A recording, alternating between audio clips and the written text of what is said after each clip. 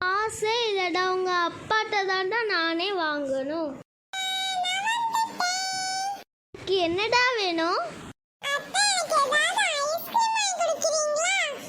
உனக்கு என்ன ஃப்ளேவர்ல ஐஸ்கிரீம் வேணும்?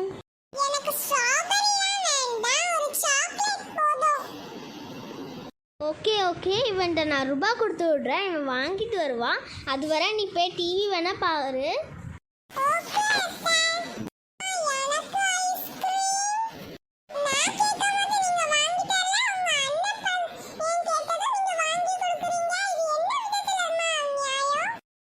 என் மருமகனுக்கு கேட்டுறாமடா, கொஞ்சம் சைலண்டாக பேசுடா.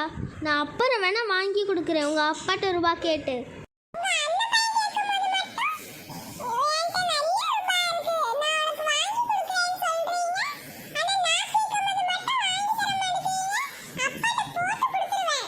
ஐயோ, இவன்ட்ட நான் மாட்டிக்கிட்டேனே. சரி, நான் உனக்கும் வாங்கி கொடுக்குறேன்டா.